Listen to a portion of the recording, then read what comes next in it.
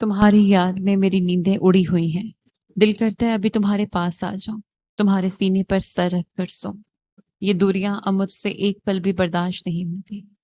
Phone کی دوسری طرف سے آتی سرگوشیوں پر اس کے ہونٹوں پر ایک گہری مسکراہٹ ابھری۔ ہاں جان، بس تم تھوڑا اور انتظار کر لو۔ تم سوچ بھی نہیں سکتے کہ اس شخص کے ساتھ ایک کمرے میں رہنا، اس کے ساتھ سانس لینا مجھے کتنا بڑا عذاب لگتا ہے۔ میں مجبوری میں یہاں پھنسی ہوں۔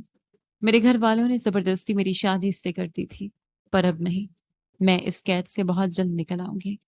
میں اس گھر میں ایک دن نہیں رہنا چاہتی۔ باہر راہداری میں قدموں کی آہٹ ایک دم تھم گئی۔ ہاتھ میں پکڑے پانی کے گلاس میں ہلکورے اٹھے اور ٹھنڈا پانی چھلک کر انگلیوں پر گرا۔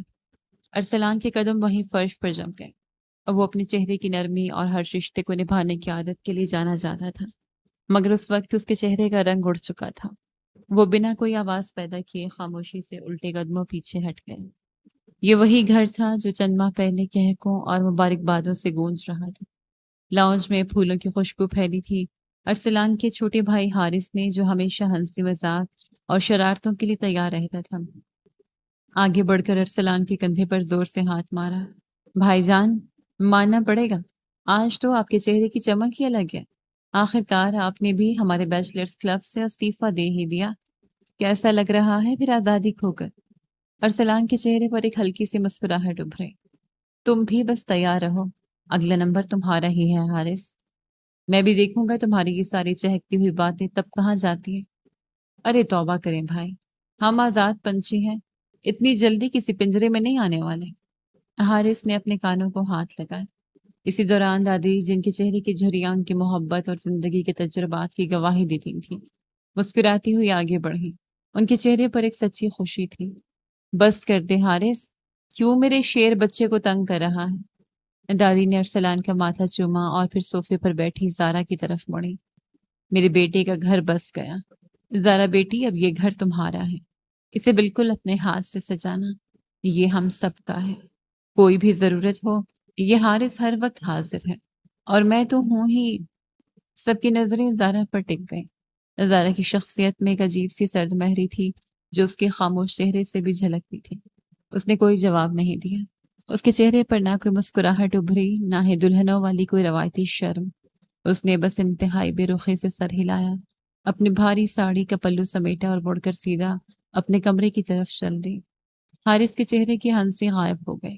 اس نے حیرانی سے ارسلان کی طرف رخ کیا۔ بھائی بھابھی تو کافی سخت مزاج لگ رہی ہیں، ہماری تو دال نہیں گلنے والی یہاں۔ دادی ماں، آپ کی بہو تو آپ کی لفٹ ہی نہیں کرا رہی، تھک گئی ہوگی، سارا دن تقریبات اور رسموں میں گزارا ہے۔ تم زیادہ مت سوچو۔ ارسلان نے مسکرا کر بات کو ٹال دیا تھا، مگر وہ بے رخی آج رات اس کے سامنے ایک بھیانک سچائی بن کر کھڑی تھی۔ اگلی صبح کی روشنی کمرے میں پھیل چکی تھی۔ زارا آئینے کے سامنے کھڑی اطمینان سے اپنے بال بنا رہی تھی۔ ارسلان دروازہ بند کر کے اندر آیا۔ وہ رات بھر ایک پل نہیں سو سکا تھا، لیکن اس وقت اس کا چہرہ اور آواز دونوں پرسکون تھے۔ تم نے مجھے کیوں دھوکے میں رکھا زارا؟ اس کی آواز بھاری تھی، لیکن اس میں غصے سے زیادہ دکھ تھا۔ زارا کے ہاتھ رکے۔ اس نے برش ڈریسنگ ٹیبل پر رکھا اور پلٹ کر ارسلان کا سامنا کیا۔ اس کے چہرے پر ندامت کا کوئی نام و نشان نہیں تھا۔ اگر تم کسی اور کو پسند کرتی تو نکاح کے وقت صاف انکار کر دیتی، کم از کم اس طرح رشتے کا مذاق تو نہ بنتا۔ تم نے میرے اور میرے خاندان کے جذبات کے ساتھ کیوں کھیلا؟ ارسلان نے اپنی بات مکمل کی۔ انکار کی ہمت ہوتی تو آج تمہارے یہاں سامنے نہ کھڑی ہوتی۔ زارا نے کندھے اچکایا۔ اس کا لہجہ بالکل سپاٹ تھا۔ میں گاؤں میں اپنی کزن سے شادی کرنا چاہتی تھی۔ ہم دونوں ایک دوسرے کے ساتھ رہنا چاہتے تھے۔ ہماری زندگی کی اپنے خواب تھے، لیکن میرے باپ نے تمہارا اچھا گھر اور بینک بیلنس دیکھ کر میرا سودا کر دیا۔ انہیں میری خوشی سے زیادہ تمہاری دولت عزیز تھی۔ تم خود بتاؤ، میں ان کے سامنے کیسے کھڑی ہوتی؟ ارسلان چند لمحوں تک اسے سنتا رہا۔ حالات اتنی تیزی سے واضح ہو رہے تھے کہ اسے یقین کرنا مشکل ہو رہا تھا۔ تو پچھلے 5 مہینوں سے جو کچھ ہو رہا ہے، تم بمشکل 1 مہینہ یہاں رہی، باقی سارا وقت کوئی نہ کوئی بہانہ بنا کر میکے میں گزارتی رہی۔ وہ سب ایک ڈرامہ تھا، تم بس وقت گزار رہی تھی نا؟ ہاں بالکل، زارا نے بغیر کسی ہچکچاہٹ کے جواب دیا۔ میں نے کوشش کی کہ شاید حالات کے ساتھ سمجھوتا کر لو، شاید پیسے کی چمک مجھے سکون دے دے، لیکن مجھ سے نہیں ہو رہا، اور اب میں مزید یہ ڈرامہ نہیں کر سکتی۔ میرا دم گھٹتا ہے یہاں۔ تمہارے اس بڑے گھر کی دیواریں مجھے کاٹنے کو دوڑتی ہیں. مجھے طلاق چاہیے. ارسلان اپنی جگہ ساکت رہ گیا. ایک عورت جو بغیر کسی افسوس یا پچھتاوے کی اپنا بسا بسایا گھر اجاڑ رہی تھی، اس کی بے حسی نے ارسلان کو اندر تک ہلا دیا تھا. تمہیں اندازہ بھی ہے تم کیا کہہ رہی ہو؟ ارسلان نے بمشکل اپنے جذبات پر قابو پایا. شادی کوئی بچوں کا کھیل نہیں ہے زارا. تم چاہتی تو ہم اس رشتے کو وقت دے سکتے تھے. تم نے تو ایک بار بھی دل سے کوشش نہیں کی. تم نے تو مجھے جاننے کا موقع ہی نہیں دیا. اگر تم مجھ سے بات کرتی تو ہم کوئی راستہ نکالے تھے، مگر تم نے تو دھوکہ دینے کو ترجیح دی. میں نے کہا نا، مجھے کوئی کوشش نہیں کرنی. مجھے صرف اس رشتے سے آزادی چاہیے. مجھے میرے حال پر چھوڑ دو. تم مجھ سے زبردستی محبت نہیں کروا سکتے. مجھے اپنے کزن کے پاس واپس جانا ہے. تم مجھے طلاق دے دو بس. زارا نے دو ٹوک الفاظ میں بات ختم کر دی. اگلے دن شام کے وقت لاؤنج کا ماحول انتہائی بوجھل تھا. زارا کے والدین صوفے پر بیٹھے تھے اور ان کے چہروں پر شدید پریشانی تھی. دادی ایک کونے میں خاموشی سے بیٹھی تھیں. ان کی آنکھوں میں ایک دکھ تھا جو لفظوں کا محتاج نہیں تھا. حارث دیوار کے ساتھ ٹیک لگائے کھڑا تھا. اس کی مٹھیاں بھینچی ہوئی تھیں. دونوں خاندانوں کے درمیان ایک گہری اور چبھتی ہوئی خاموشی چھائی ہوئی تھی، جسے ارسلان نے توڑا. انکل، میں نے آپ کی بیٹی کو عزت دی.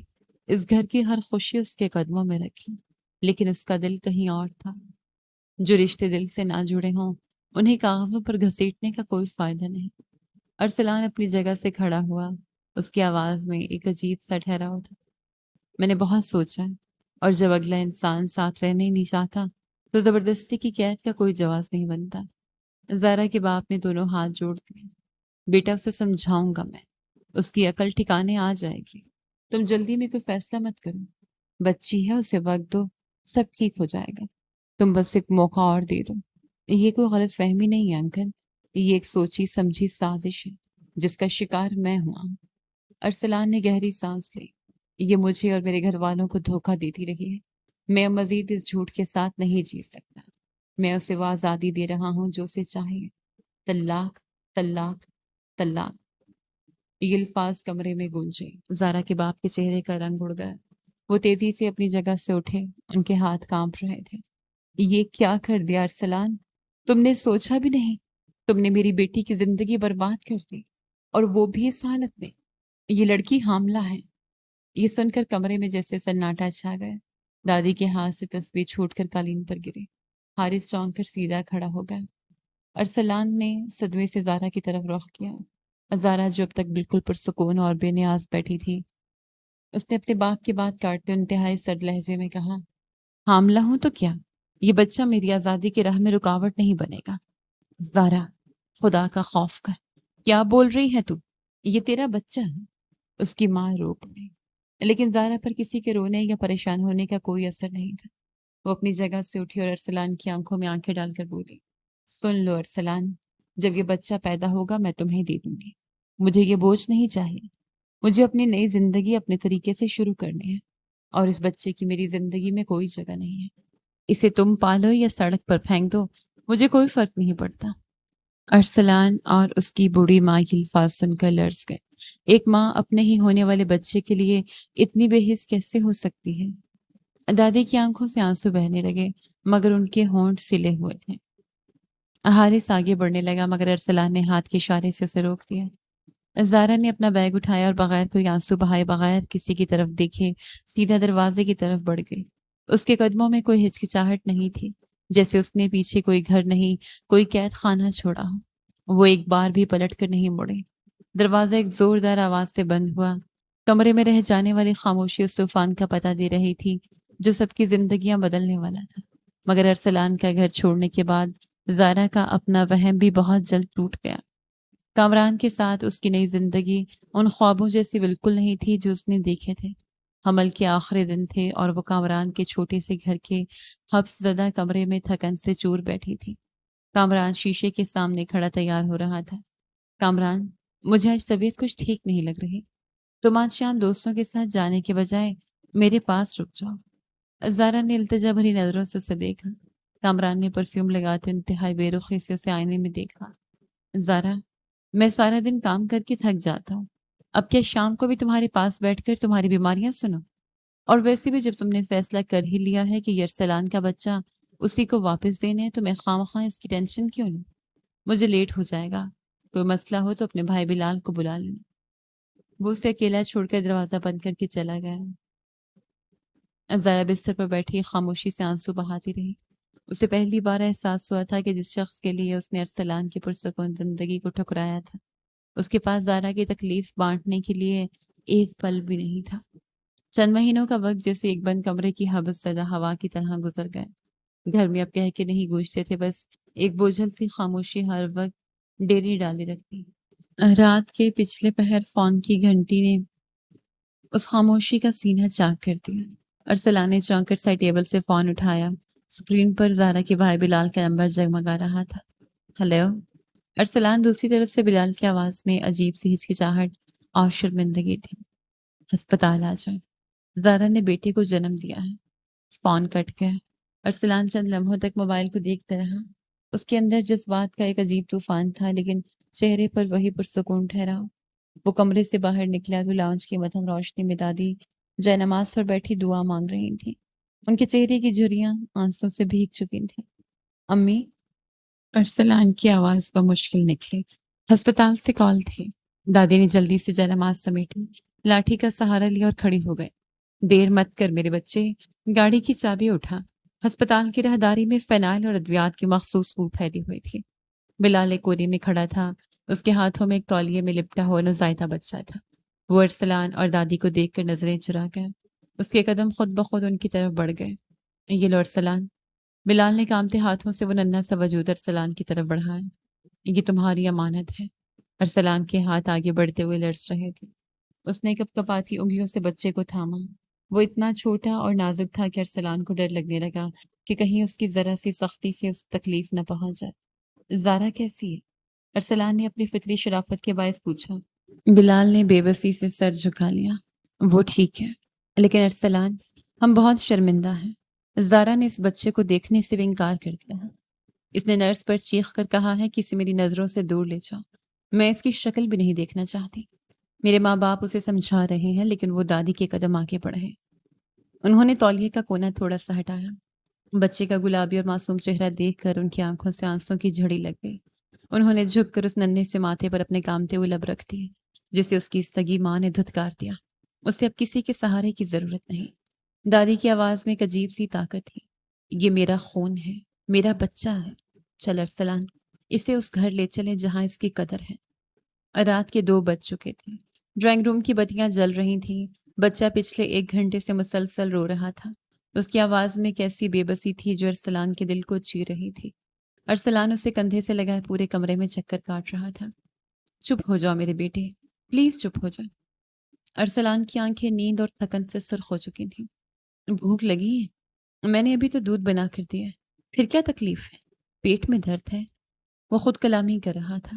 اسے بالکل سمجھ نہیں آ رہا تھا کہ اتنے چھوٹے اور روتے ہوئے بچے کو کیسے سنبھالا جاتا۔ اس نے بچے کو صوفے پر لٹایا، اس کے چھوٹے چھوٹے پاؤں سہلائے، لیکن رونے کی آواز اور تیز ہو گئی۔ ارسلان نے بے بسی سے اپنے بال نوچے۔ ایک مرد کے لیے یہ امتحان بہت بڑا تھا۔ تبھی راہداری سے لاٹھی کی مخصوص ٹک ٹک کی آواز ابھری۔ 70 سالہ دادی، جن کے گھٹنوں میں شدید درد رہتا تھا، آہستہ آہستہ چلتی ہوئی ڈرائنگ روم میں داخل ہوئی۔ امی، آپ کیوں اٹھ گئیں؟ میں اسے سنبھالنے کی کوشش کر رہا ہوں، آپ جا کر آرام کریں۔ تجھ سے نہیں سنبھلے گا یہ۔ تم مرد ہو ارسلان، تمہیں کیا معلوم کہ یہ ننھی جان کیا مانگ رہی ہے۔ دادی نے اپنی لاٹھی صوفے کے ساتھ ٹکائی اور خاموشی سے جھک کر بچے کو ارسلان کی گود سے لے لیا۔ انہوں نے بچے کو اپنے سینے کے ساتھ لگایا، اپنا گرم ہاتھ اس کی چھوٹی سی کمر پر رکھا اور اسے ہلکا ہلکا تھپتھپانے لگے۔ ان کے منہ سے کوئی روایتی لوری نہیں نکل رہی تھی، بس ایک مدھم سے گنگناہٹ تھی جس میں صدیوں کی ممتا چھپی تھی۔ حیرت انگیز طور پر چند ہی منٹوں میں بچے کا رونا سسکیوں میں بدلا اور پھر وہ مکمل طور پر پرسکون ہو کر دادی کے سینے سے لگ کر سو گیا۔ ارسلان وہیں فرش پر بیٹھ گیا اور اپنی بوڑھی ماں کو حیرت سے دیکھنے لگا۔ اگلی صبح سورج کی کرنیں کچن کی کھڑکی سے اندر آ رہی تھیں۔ شیلف پر فیڈر دودھ کا ڈبہ اور گرم پانی کا تھرمس رکھا تھا۔ دادی اپنے لرزتے ہاتھوں سے فیڈر میں دودھ کے چمچ ڈال رہی تھیں۔ تھوڑا سا دودھ گر کر شیلف پر بھی بکھر گیا تھا۔ ارسلان کچن کے دروازے پر کھڑا یہ سب دیکھ رہا تھا۔ اس کا دل کٹ رہا تھا۔ امی؟ ارسلان آگے بڑھا اور ان کے ہاتھ سے دودھ کا ڈبہ لے لیا۔ آپ اس عمر میں کیسے یہ سب سنبھالیں گے؟ ساری رات آپ اس کے پاس جاگتی رہی ہیں۔ آپ کے گھٹنوں کا درد ویسے ہی آپ کی جان نکالتا ہے۔ یہ بہت مشکل ہے۔ ہم کوئی آیا رکھ لیتے ہیں۔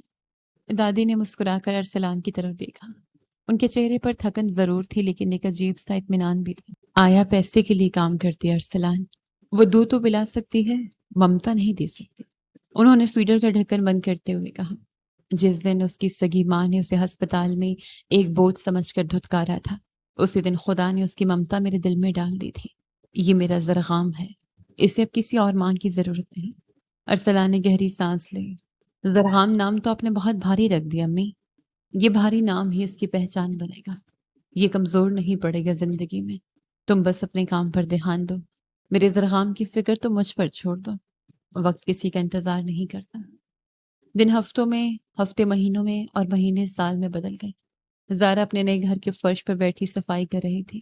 اس کے چہرے کی وہ پرانی چمک اور غرور اب مان پڑ چکا تھا۔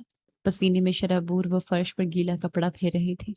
اس کا کزن جس سے اس نے اپنی مرضی کی شادی کی تھی، سامنے صوفے پر ٹانگ رکھے بیٹھا موبائل فون میں مگن تھا۔ کامران، زارا نے کپڑے نچوڑتے ہوئے دھیمی آواز میں پکارا۔ کیا ہے؟ اس نے موبائل سے نظریں ہٹائے بغیر روکھے پن سے جواب دیا۔ ہماری شادی کو پورا 1 سال ہو گیا ہے۔ زارا نے فرش سے اٹھ کر اپنے ہاتھ دوپٹے سے صاف کیے۔ اب تو ہم سیٹل ہو گئے ہیں۔ کیا اب ہمیں اپنے بچے کے بارے میں نہیں سوچنا چاہیے؟ گھر میں رونق ہو جائے گی۔ کامران کے ہونٹوں پر ایک زہریلی اور طنزیہ مسکراہٹ ابھری۔ اس نے موبائل سائڈ پر رکھا اور زارا کو سر سے پاؤں تک انتہائی حقارت سے دیکھا۔ بچہ؟ اور تمہارے ساتھ؟ کامران کی آواز میں چھپی نفرت نے زارا کے قدم وہیں جڑ دیے۔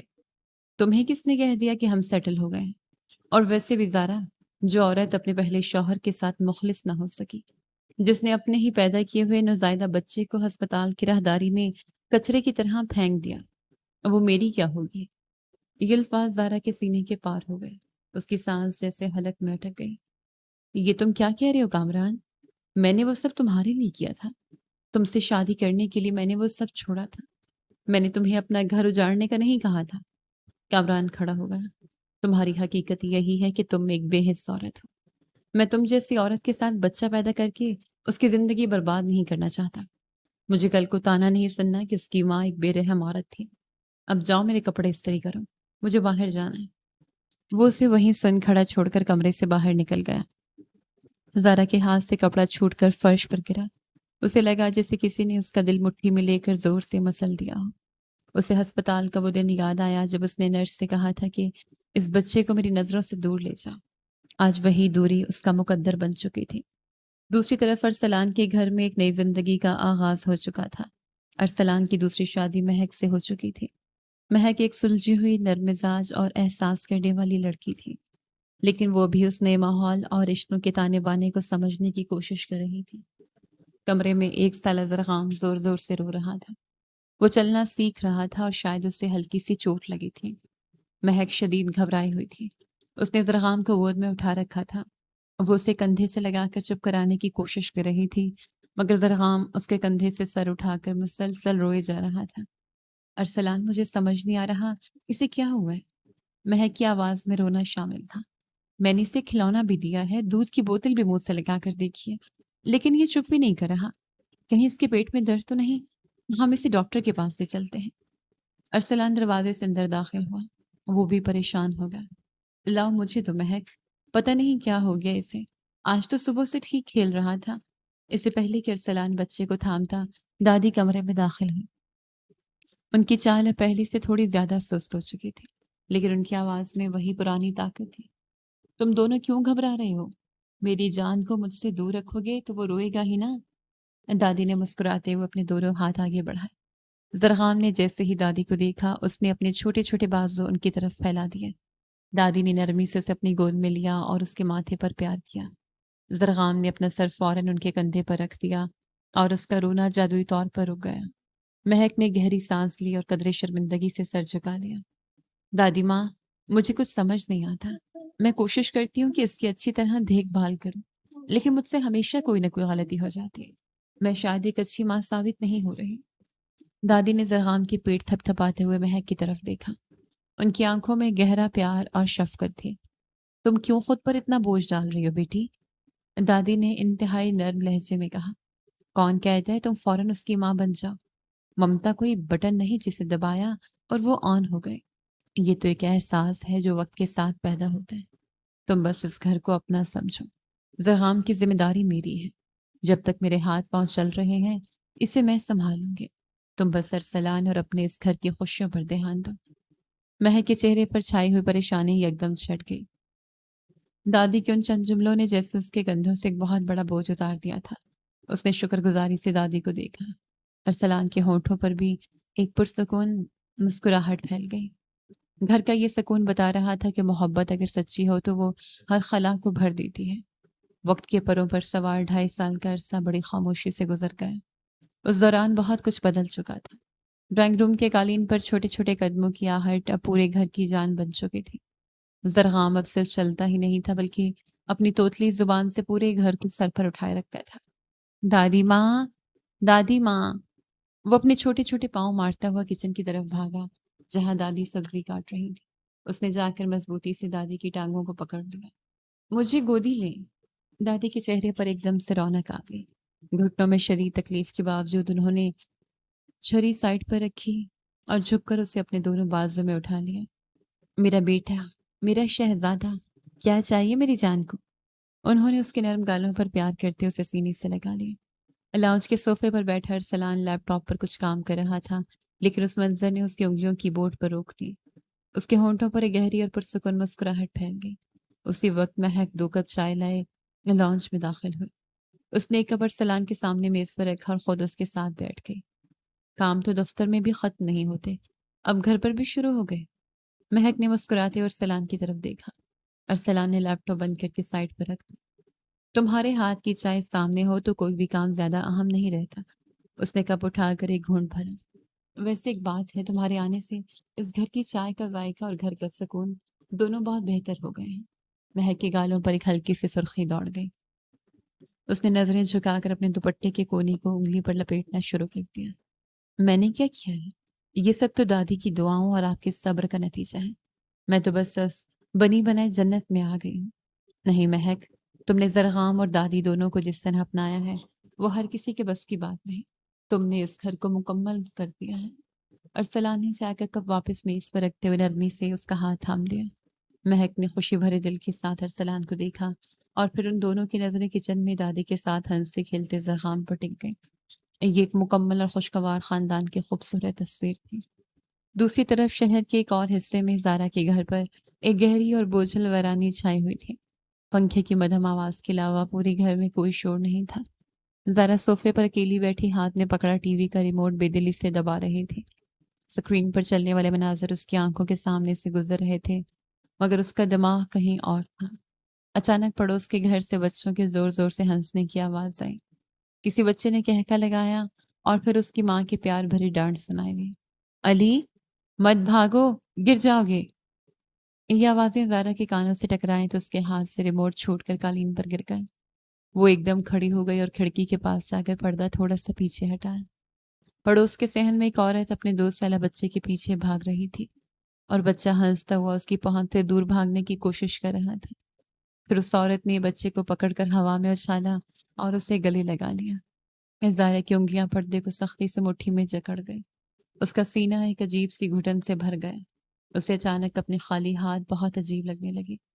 ہسپتال کی وہ راہداری، وہ سفید تولیہ جس میں ایک ننھی سی جان لپٹی ہوئی تھی، اور اس کے اپنے منہ سے نکلے ہوئے وہ الفاظ، مجھے یہ بوجھ نہیں چاہیے۔ آج وہ الفاظ اسے کسی تیز دھار خنجر کی طرح اپنے ہی دل میں اترتے ہوئے محسوس ہو رہے تھے۔ اس کی آنکھوں کے کنارے گرم ہونے لگے۔ 2 آنسو خاموشی سے اس کے رخساروں پر پھیل گئے۔ یہ پہلی بار تھا کہ اسے اپنے کیے پر پچھتاوے نے اندر سے جھنجھوڑ کر رکھ دیا تھا۔ اس نے اپنا گھر، اپنا سکون، اپنی عزت، سب کچھ ایک ایسے شخص کے لیے چھوڑ دیا تھا جس کے پاس اس کے لیے وقت ہی نہیں تھا، اور جس بچے کو اس نے اپنے پیروں کی بیڑی سمجھ کر پھینکا تھا آج اس کا وہی خالی پن اسے اندر سے کھا رہا۔ کچھ دن مزید گزر گئے۔ شہر کے ایک بڑے اور روشن شاپنگ مال میں کافی چہل پہل تھی، رنگ برنگی دکانیں اور لوگوں کا ہجوم۔ ارسلان، مہک اور دادی زرغام کے ساتھ شاپنگ کے لیے آئے ہوئے تھے۔ دادی ماں، غبارہ۔ زرغام نے ایک دکان کے باہر لگے بڑے سے سرخ غبارے کی طرف انگلی اٹھائی۔ وہ دادی کی انگلی پکڑے ہنس ہنس کر چل رہا تھا۔ ابھی دلاتی ہوں میرے بچے کو۔ دادی نے مسکراتے ہوئے اپنے پرس کی زپ کھولی۔ تھوڑے فاصلے پر مہک ایک ریک سے ارسلان کے لیے شرٹس نکال کر اسے دکھا رہی تھی۔ یہ نیلا رنگ کیسا رہے گا؟ آپ پر بہت جچے گا۔ تمہاری پسند پر میں نے آج تک کوئی اعتراض کیا ہے جو اب کروں گا۔ بس پیک کروا لو۔ ارسلان نے ہنستے ہوئے اپنا والٹ نکالا۔ ان کی آپسی نوک جھونک اور ہنسی مال کے شور میں بھی ایک الگ ہی سکون دے رہی تھی۔ اسی مال کے دوسرے حصے سے زارا اور کامران چلتے ہوئے آ رہے تھے۔ کامران کے چہرے پر شدید بیزاری تھی اور وہ بار بار اپنی گھڑی دیکھ رہا تھا۔ تمہاری شاپنگ کبھی ختم نہیں ہوتی زارا، جلدی کرو، میرا ٹائم ضائع مت کرو، مجھے دوستوں کے ساتھ باہر جانا ہے۔ کامران تیزی سے قدم بڑھا رہا تھا۔ زارا خاموشی سے اس کے پیچھے چل رہی تھی۔ اس کا چہرہ اترا ہوا تھا۔ اچانک اس کی نظر سامنے پڑی۔ وہ ایک دم اپنی جگہ پر ساکت ہو گئی۔ اس کے قدم فرش پر جیسے چپک گئے۔ اس کی آنکھیں حیرت سے پوری طرح کھل گئی۔ کچھ فاصلے پر ارسلان کھڑا مسکرا رہا تھا۔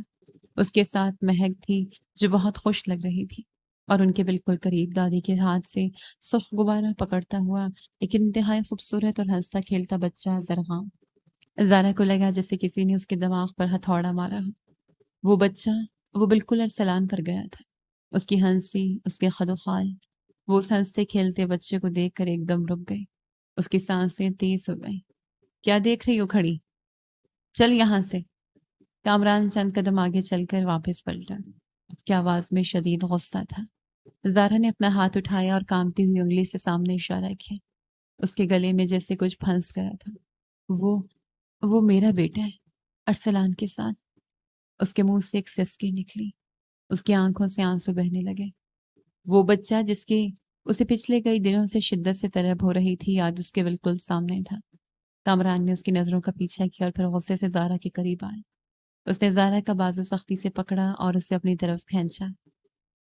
تیرا کوئی بیٹا نہیں۔ اس کے الفاظ کسی زہر کی طرح تھے۔ تو نے خود اسے پھینکا تھا اپنے ہی ہاتھوں سے۔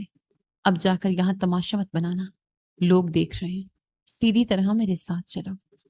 وہ اسے بازو سے کھینچتا ہوا وہاں سے لے جانے لگا۔ زارا مجبوراً اس کے ساتھ گھسٹتی ہوئی جا رہی تھی، لیکن اس کی نظریں مڑ مڑ کر زرغام پر ٹک رہی تھیں۔ وہ غبارہ پکڑ کر کتنا خوش تھا۔ اس نے ایک بار بھی زارا کی طرف نہیں دیکھا تھا۔ زارا کے اندر کی وہ کھوکھلی اور جاگتی ہوئی ممتا اب ایک بے چین طوفان کا روپ دھار چکی تھی۔ اسے محسوس ہوا کہ وہ زندگی کی سب سے بڑی جنگ ہار چکی ہے۔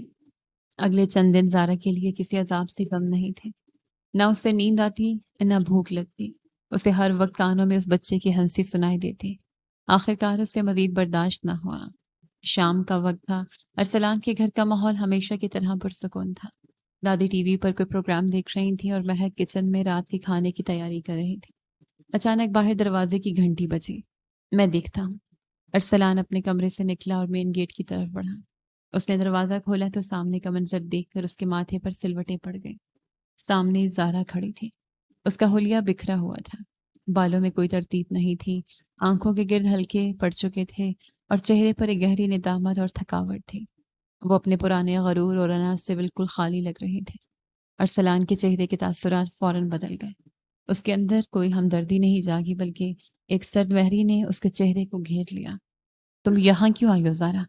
اس کی آواز میں کوئی غصہ نہیں تھا، بس ایک ایسی بے رخی تھی جو انسان کو اندر تک کاٹ دیتی ہے۔ زارا نے اپنے دونوں ہاتھ آپس میں جوڑ لیے۔ اس کی آنکھوں سے آنسو ٹوٹ کر گرنے لگے۔ ارسلان، مجھے معاف کر دو، مجھ سے بہت بڑی غلطی ہو گئی، میں بہت برے حال میں ہوں۔ اس نے روتے ہوئے سسکی لی۔ مجھے میرا بیٹا واپس چاہیے، میں اس کے بغیر نہیں رہ سکتی، مجھے میرا زرغام دے دو۔ ارسلان نے دروازے کی چوکھٹ کو مضبوطی سے پکڑ لیا۔ اس کے چہرے کی لکیریں پتھر کی طرح سخت ہو گئیں۔ وہ زارا کو اندر آنے کا راستہ دینے کو بالکل تیار نہیں تھا۔ تمہارا بیٹا؟ ارسلان کے گلے سے خشک اور طنزیہ ہنسی نکلے۔ تم شاید راستہ بھول گئی ہو زارا۔ جس دروازے سے تم اپنی مرضی سے گئی تھی وہ اب تمہارے لیے ہمیشہ کے لیے بند ہو چکا ہے۔ یہاں تمہارا کچھ نہیں ہے۔ خدا کے لیے ارسلان، مجھے اندر آنے دو، بس ایک بار مجھے اسے دیکھنے دو، میں دور سے دیکھ کر چلی جاؤں گی۔ زارا نے دونوں ہاتھ جوڑے اور ارسلان کو سائڈ پر دھکیلتے ہوئے زبردستی دروازے سے اندر داخل ہو گئے۔ لاؤنج میں دادی صوفے پر بیٹھی تھی۔ زرغام ان کی گود میں سر رکھے کسی کھلونے میں کھیل رہا تھا۔ مہک ان کے بالکل قریب کھڑی تھی۔ زارا کو اس حال میں دیکھ کر مہک کے چہرے کا رنگ یکدم اڑ گیا۔ اس نے جلدی سے آگے بڑھ کر دادی کے پاس جگہ بنائی اور زرغام کو اپنے دفاعی گھیرے میں لے لیا، جیسے کوئی چیل اپنے بچوں کو چھپاتی ہے۔ ارسلان لمبے ڈگ بھرتا ہوا زارا کے پیچھے لاؤنج میں آیا۔ یہاں سے چلی جاؤ زارا، اس سے پہلے کہ میں کوئی سخت قدم اٹھاؤں اور تمہیں دھکے دے کر باہر نکالوں۔ تم اس گھر کا سکون برباد کرنے آئے ہو؟ میں سکون برباد کرنے نہیں آئی، میں اپنا سکون ڈھونڈنے آئی ہوں۔ زارا روتے ہوئے آگے بڑھی، اس کی نظریں سیدھا دادی کی گود میں بیٹھے زرغام پر ٹک گئیں۔ میرا بچہ، میرا زرغام کتنا بڑا ہو گیا ہے۔ وہ ہاتھ بڑھاتے ہوئے آگے بڑھنے لگی، مگر ارسلان نے سختی سے اس کا راستہ روک دیا۔ پیچھے ہٹو، اس کے قریب جانے کی ضرورت نہیں ہے۔ ارسلان کی آواز پورے لاؤنج میں گونجی۔ جس بچے کو تم نے ہسپتال کی راہداری میں ایک بوجھ سمجھ کر پھینک دیا تھا، آج 2.5 سال بعد وہ تمہیں اچانک یاد آ گیا۔ تم تو اسے اپنے پاس رکھنا بھی نہیں چاہتی تھی۔ میں مجبور تھی ارسلان، مجھے سمجھ نہیں آیا تھا۔ تم میری بات تو سنو۔ زارا نے روتے ہوئے چلانے کی کوشش کی۔ کیا سنو؟ ارسلان نے اس کی بات کاٹ دی۔ وہ کوئی کھلونا نہیں ہے زارا کہ جب تمہارا دل بھر گیا تو تم نے کچرے میں پھینک دیا، اور جب تمہیں اپنے نئے شوہر سے ٹھوکر پڑی تو تم اسے واپس مانگنے آ گئے۔ یہ میری جان ہے، اسے ہاتھ لگانے کا حق تم کھو چکے ہو۔ میں نے اسے جنم دیا ارسلان، 9 مہینے اپنے پیٹ میں رکھا ہے۔ تم مجھ سے میری ممتا نہیں چھین سکتے۔ میں اس کی ماں ہوں۔ زارا شدت جذبات سے کانپ رہی تھی۔ مجھے میری غلطی کی بہت بڑی سزا مل چکی ہے۔ جس کامران کے لیے میں نے تمہیں اور اس بچے کو چھوڑا تھا، اس نے مجھے دھکے دے کر گھر سے نکال دیا ہے۔ میرا وہ گھر بے اجڑ گیا ہے، میرے پاس کچھ نہیں بچا۔ مجھے میرا زرغام دے دو، میں اسے لے کر کہیں دور چلی جاؤں گی۔ ہم دونوں ماں بیٹا گزارا کر لیں گے۔ مہک کی آنکھوں میں شدید غصہ تھا۔ اس کا دل کر رہا تھا کہ وہ آگے بڑھ کر زارا کو جواب دے، لیکن اس نے اپنے ہونٹ سختی سے بھینچ لیے۔ وہ دادی اور ارسلان کے سامنے بولنا نہیں چاہتی تھی، مگر اس کے سینے میں سانسیں تیز چل رہی تھیں۔ اس نے زرغام کے چھوٹے سے بازو پر اپنی گرفت مزید مضبوط کر لی۔ تمہاری سزا کا اس بچے سے کیا تعلق؟ ارسلان نے دو ٹوک انداز میں کہا۔ اس کے چہرے پر ذرا بھی ترس نہیں تھا۔ تمہیں یاد ہے اپنے الفاظ؟ یہ بچہ میری آزادی کی راہ میں رکاوٹ نہیں بنے گا۔ مجھے یہ بوجھ نہیں چاہیے۔ تم نے تو اسے دیکھنے سے بھی انکار کر دیا تھا۔ آج یہ بوجھ تمہیں کیوں چاہیے؟ اپنی تنہائی دور کرنے کے لیے؟ اپنے مطلب کے لیے؟ کیونکہ میں ماں ہوں، میں اندر سے خالی ہو چکی ہوں۔ زارا کے آنسو اس کی گالوں پر تیزی سے بہہ رہے تھے۔ انسان سے غلطی ہو جاتی ہے۔ میں اندھی ہو گئی تھی۔ مجھے پیسے اور اپنی مرضی کی زندگی کا لالچ لے ڈوبا تھا، لیکن اب میں سب جان چکی ہوں۔ ایک ماں کو اس کے بچے سے دور مت کرو ارسلان، خدا کا واسطہ ہے تمہیں۔ زارا مزید کچھ سنے بغیر تیزی سے دادی کی طرف بڑھی اور ان کے قدموں میں فرش پر گر پڑی۔ مجھے معاف کر دیں دادی ماں، مجھے میرا خون واپس دے دیں۔ زارا نے دادی کے گھٹنوں پر سر رکھ کر دھاڑے مار کر رونا شروع کر دیا۔ میں آپ کے ہاتھ جوڑتی ہوں، میں آپ کے پاؤں پڑتی ہوں، مجھے میرا بیٹا دے دیں، میں اس کے بغیر پاگل ہو جاؤں گی۔ زرغام اچانک اس شور سے ڈر گیا۔ اس نے چھوٹی چھوٹی حیران آنکھوں سے زارا کو دیکھا اور گھبرا کر دادی کے کندھے میں منہ چھپا لیا۔ مہک کے صبر کا پیمانہ اچھا لگ گیا، اس کے ہاتھ کانپ رہے تھے۔ یہ آپ کیا کر رہی ہیں؟ بچہ ڈر رہا ہے آپ کے شور سے، پیچھے ہٹیں اس سے۔ مہک نے بمشکل اپنے الفاظ پر قابو پاتے ہوئے کہا۔ دادی نے اپنا ہاتھ اٹھا کر مہک کو خاموش رہنے کو کہا۔ دادی کے چہرے پر نہ غصہ تھا اور نہ ہی کوئی نفرت، بلکہ ایک ٹھہرا ہوا دکھ تھا جس میں سالوں کا تجربہ چھلک رہا تھا۔ انہوں نے اپنی لاٹھی صوفے کی پشت پر ٹکائی اور آگے جھک کر زارا کو کندھے سے پکڑا۔ اٹھو زارا، فرش پر گرنے اور آنسو بہانے سے وہ حق واپس نہیں ملتا جو تم خود اپنے ہاتھوں سے چھوڑ گئے۔ دادی نے انتہائی وقار اور نرمی سے اسے کھڑا کیا۔ دادی ماں، میں اسے اپنے ساتھ لے جانا چاہتی ہوں۔ یہ میرا خون ہے۔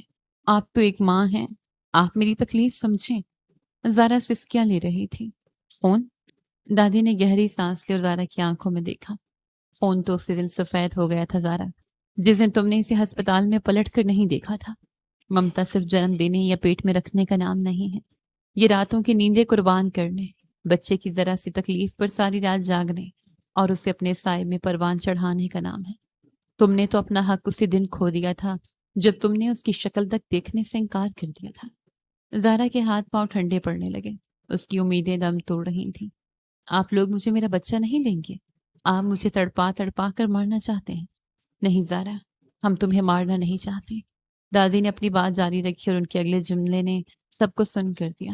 میں تمہیں آج یہاں سے خالی ہاتھ نہیں بھیجوں گی۔ یہ سنتے ہی ارسلان اور مہک کے پیروں تلے سے زمین نکل گئی۔ مہک کی آنکھوں میں شدید خوف آ گیا۔ اس نے جلدی سے زرغام کو اٹھا کر اپنے سینے سے لگا لیا۔ ارسلان تیزی سے آگے بڑھا۔ امی، آپ یہ کیا کہہ رہی ہیں؟ آپ کا دماغ تو ٹھیک ہے؟ ہم اسے کیسے جانے دے سکتی ہیں؟ یہ زرہام کو لے جائیں گی۔ دادی نے دوبارہ ہاتھ اٹھا کر ارسلان کو خاموش کروا دیا۔ ممتا زبردستی نہیں ہوتی زارا، محبت دعووں سے نہیں احساس سے بنتی ہے۔ دادی کا لہجہ انتہائی پرسکون اور فیصلہ کن تھا۔ اگر زرہام تمہارے پاس جانا چاہے تو تم اسے شوق سے لے جاؤ، میں تمہارا راستہ نہیں روکوں گی۔ امی، آپ ہوش میں ہیں؟ یہ بچہ ہے، یہ کیا جانتا ہے؟ آپ اسے ایک ایسی عورت کے حوالے کر رہی ہیں جس نے اسے پیدا ہوتے ہی کچرے کی طرح دھتکار دیا تھا۔ ارسلان کی آواز میں پہلی بار بے بسی شامل تھی۔ مہک کی آنکھوں سے آنسو چھلک پڑے۔ دادی اماں پلیز ایسا نہ کریں، زرہام میرے بغیر، ہم سب کے بغیر کیسے رہے گا؟ میں اسے نہیں جانے دوں گی، وہ روئے گا، وہ ہمارے بنا نہیں رہ سکتا۔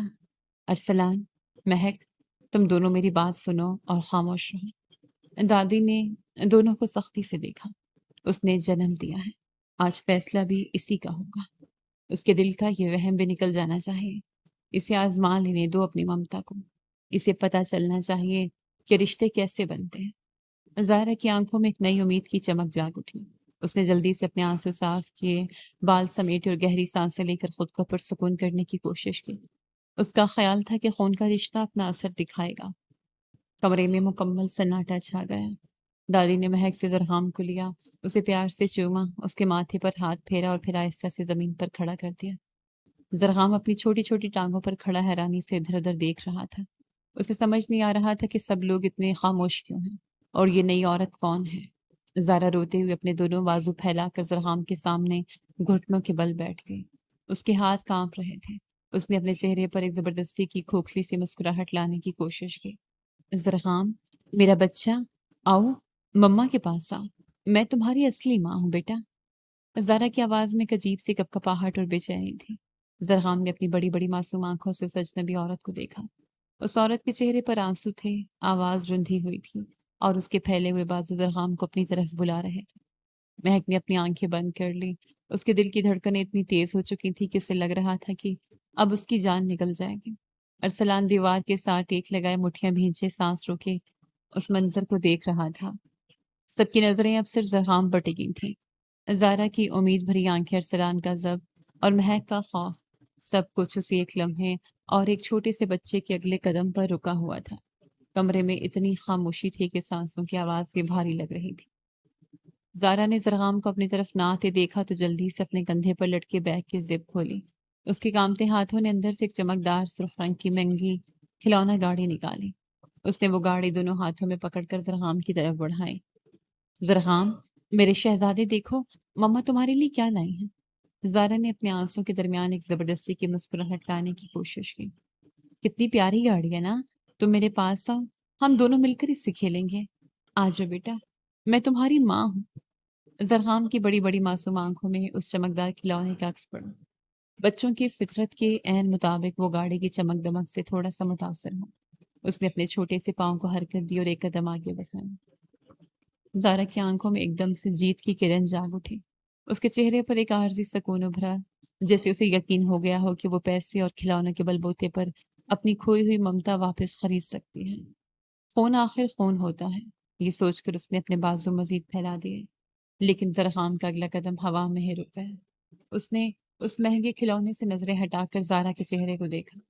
وہ چہرہ جو آنسوں سے بھرا ہوا تھا، وہ آواز جو بالکل اجنبی تھی، اور وہ پھیلے ہوئے بازو جن میں کوئی جانے پہچانے گرمائش نہیں تھی۔ اس کا معصوم ذہن اس نامانوس صورت سے گھبرا گیا۔ وہ اچانک پیچھے ہٹا۔ اس نے تیزی سے رخ موڑا، چھوٹے چھوٹے قدموں سے دوڑتا ہوا دادی کے پاس پہنچا اور ان کی ٹانگوں سے مضبوطی سے لپٹ گیا۔ اس نے اپنا چھوٹا سا چہرہ دادی کے پرانے اور کھردرے دوپٹے کی تہوں میں چھپا لیا۔ دادی ماں، مجھے گودی لیں۔ اس کی توتلی آواز میں ایک واضح ڈر اور پناہ مانگنے کی التجا تھی۔ دادی کی آنکھوں سے رکے ہوئے آنسو چھلک پڑے۔ انہوں نے بنا کوئی لمحہ ضائع کیے جھک کر زرہام کو اٹھایا اور اسے اپنے سینے میں بھینچ لیا۔ زرہام نے اپنے بازو دادی کی گردن کے گرد لپیٹ لیے، جیسے اسے دنیا کی سب سے محفوظ جگہ مل گئی ہو۔ ادھر زارا کے ہاتھ ہوا میں ہی جل گئے۔ اس مہنگی کھلونا گاڑی پر اس کی گرفت ڈھیلی پڑی اور وہ سرخ گاڑی اس کے ہاتھوں سے چھوٹ کر فرش پر گری۔ اس کے ٹوٹنے کی زوردار آواز پورے لاؤنج میں گونجی۔ یہ آواز زارا کے لیے کسی تمانچے سے کم نہیں تھی۔ آج ثابت ہو گیا تھا کہ خون کے دعوے راتوں کی نیندیں قربان کر کے کمائی گئی محبت کے سامنے کتنے کھوکھلے ہوتے ہیں۔ میرا اپنا خون زارا نے اپنے چہرے پر ہاتھ رکھ لیا اور وہیں گھٹنوں کے بل بیٹھے بیٹھے دھاڑیں مار مار کر رونے لگی۔ میرا بچہ، اس نے مجھے پہچانا ہی نہیں، وہ مجھ سے ڈر گیا۔ اس کا رونا اب کسی دکھاوے کا محتاج نہیں تھا۔ یہ ایک ایسی ماں کا نوحہ تھا جس نے اپنا سب کچھ اپنے ہی ہاتھوں سے آگ میں جھونک دیا تھا۔ اس کا سارا غرور، اس کی ساری انا آج اس فرش پر کرچی کرچی ہو چکی تھی۔ ارسلان جب تک خاموش کھڑا تھا آہستہ سے آگے بڑھا۔ اس کے چہرے پر کوئی تمسخر نہیں تھا، بس ایک سرد اور فیصلہ کن تاثر تھا۔ تمہارا دعویٰ جھوٹا پڑ گیا زارا۔ ارسلان کی آواز میں ایک عجیب سا ٹھہراؤ تھا۔ اس کا فیصلہ تم خود سن چکی ہو اور دیکھ بھی چکی ہو۔ یہ بچہ اب تمہارا نہیں ہے۔ تم نے اسے کھلونے سے خریدنے کی کوشش کی، لیکن تم یہ بھول گئیں کہ اس نے اپنی آنکھیں اس گھر میں کھولی ہیں۔ اس نے ممتا کا احساس دادی کے سینے سے سیکھا ہے۔ تم اس کے لیے بس ایک اجنبی عورت ہو اور کچھ نہیں۔ زارا سسکیاں لیتے ہوئے ارسلان کے قدموں کی طرف دیکھنے لگے۔ اس کے پاس کہنے کو کوئی لفظ نہیں بچا تھا۔ اب یہاں مزید کوئی تماشا مت بنانا۔ ارسلان نے دروازے کی طرف اشارہ کیا۔ اس گھر کا دروازہ اور ہماری زندگیاں تمہارے لیے ہمیشہ کے لیے بند ہو چکی ہیں۔ خاموشی سے یہاں سے چلی جاؤ۔ زارا نے روتے ہوئے اپنا سر اٹھا کر ایک آخری بار دادی کے کندھے سے لگے زرغام کو دیکھا۔ زرغام نے آنکھیں بند کر رکھی تھیں۔ وہ اب بالکل پرسکون تھا۔ زارا اپنے بکھرے ہوئے وجود کو سمیٹتی ہوئی کانپتی ٹانگوں کے ساتھ زمین سے اٹھی۔ اس کا چہرہ آنسوں سے بھیگا ہوا تھا اور اس کے قدموں میں کوئی جان نہیں تھی۔ وہ ایک شکست خوردہ سائے کی طرح مڑی اور بھاری قدموں سے چلتی ہوئی گیٹ سے باہر نکل گئی۔ دروازہ ایک بار پھر بند ہو گیا، لیکن اس بار اس کے بند ہونے میں کوئی طوفان نہیں بلکہ ایک مستقل سکون تھا۔ کمرے کی فضا سے وہ بوجھل پن اور کھنچاؤ یکدم ختم ہو گیا۔ مہک جس نے اتنی دیر سے اپنی سانس روکی ہوئی تھی، اس نے ایک گہری سانس خارج کی۔ اس کے ماتھے پر پسینے کی باریک بوندیں چمک رہی تھیں۔ اس نے جلدی سے آگے بڑھ کر دادی کا ہاتھ پکڑ لیا۔ دادی ماں، آپ نے تو سچ میں میری جان ہی نکال دی۔ مہک کی آواز میں ابھی تک ہلکی سی کپکپاہٹ تھی۔ اگر زرغام اس کی طرف چلا جاتا تو میں تو مر ہی جاتی۔ میں اسے کبھی اپنے آپ سے دور نہیں ہونے دے سکتی۔ دادی نے مہک کے سر پر پیار سے ہاتھ پھیرا اور صوفے پر بیٹھ گئی۔ زرغام ابھی تک ان کی گود میں تھا اور اب آندھی نیند میں جا چکا تھا۔ تم ابھی کچی ہو بیٹی۔ دادی کے چہرے پر ایک پرسکون مسکراہٹ تھی۔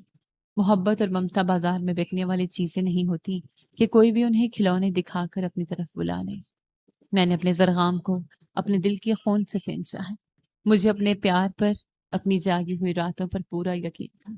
مجھے پتا تھا کہ میرا بچہ کبھی کسی اجنبی ہاتھ کی طرف نہیں جائے گا۔ ارسلان بھی مسکراتا ہوا ان کے پاس آ کر صوفے پر کنارے پر بیٹھ گیا۔ اس نے مہک کا ہاتھ اپنے ہاتھ میں لیا اور اسے مسکرا کر تسلی دی۔ دادی ماں بالکل ٹھیک کہہ رہی ہیں۔ سچے رشتوں کی بنیاد دعووں پر نہیں، احساس پر رکھی جاتی ہے، اور وہ احساس اس گھر کی دیواروں میں رچ بس گیا ہے۔